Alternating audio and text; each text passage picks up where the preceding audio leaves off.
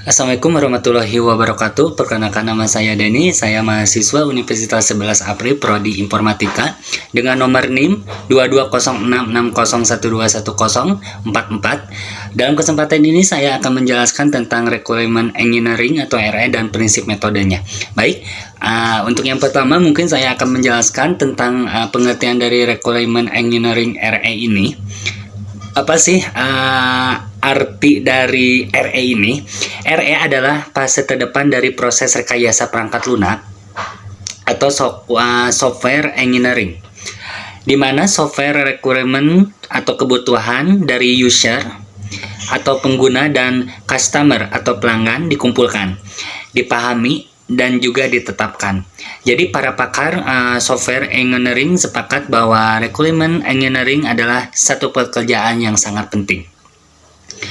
Fakta membuktikan bahwa kebanyakan kegagalan pengembangan software disebabkan karena adanya ketidakkonsistenan dari itu semua, ketidaklengkapan maupun ketidakbenaran dari requirement specification tersebut.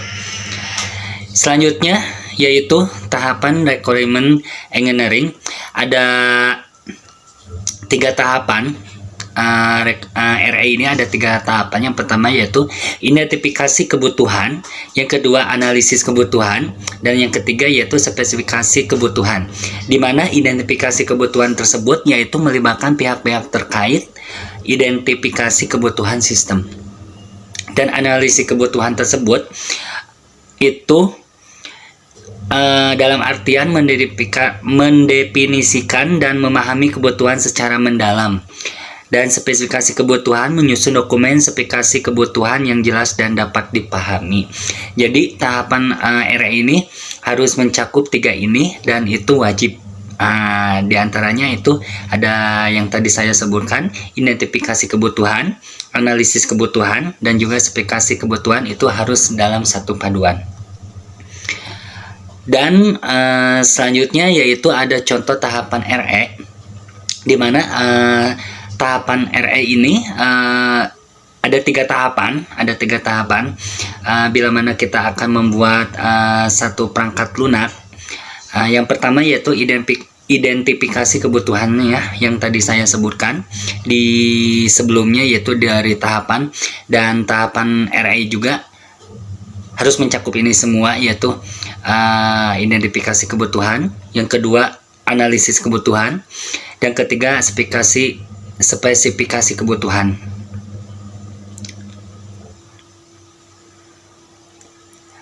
Nah, dari tahapan RE, dari identifikasi kebutuhan ini, identifikasi kebutuhan proyek perangkat lunak manajemen tugas kebutuhan mencakup pengingat dan penugasan.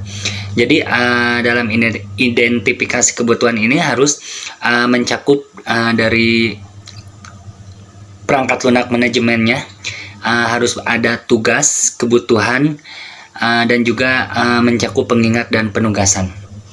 Yang kedua adalah analisis kebutuhan. Analisis kebutuhan pada saat ini saya akan mengambil contoh dalam pembuatan aplikasi pada pembayaran pajak bumi dan bangunan, atau kita bisa mengenalnya dengan PBB. Dalam kesempatan ini saya akan jadi saya mengambil contoh dalam pembuatan aplikasi pada pembayaran pajak bumi dan bangunan. Dan spesifikasi kebutuhannya, kalau kita membuat pajak bumi dan bangunan itu ada mencakup beberapa aspek. Di antaranya ada 10 bagian yang harus dan wajib dikerjakan. Apa saja sih kebutuhan atau aspek-aspek itunya? Yang pertama yaitu registrasi atau identifikasi. Yang kedua yaitu manajemen data properti. Yang ketiga perhitungan pajak. Yang keempat pembayaran online. Yang kelima manajemen perubahan kepemilikan. Yang keenam notifikasi dan pengingat pelaporan. Yang ketujuh pelaporan dan audit. Yang kedelapan keamanan data. Kesembilan integrasi dengan sistem pemerintahan. Dan yang terakhir yaitu pemeliharaan dan dukungan. Dalam pembuatan aplikasi pajak bumi dan bangunan ini, saya membawa 3 prinsip metode, yaitu diantaranya prototype, agile, dan waterfall.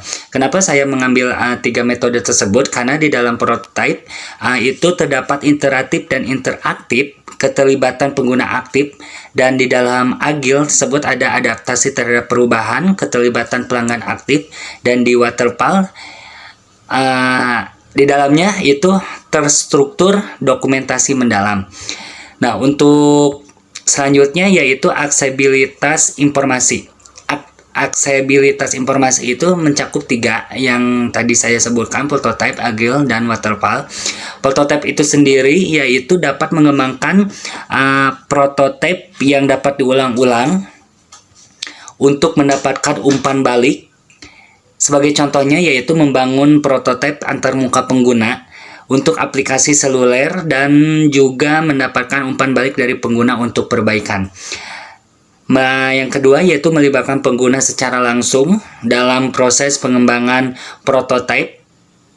Contohnya itu yaitu membuat prototipe fitur baru dalam aplikasi jejaring sosial dan juga menggunakan sesi uji coba dengan penggunanya langsung.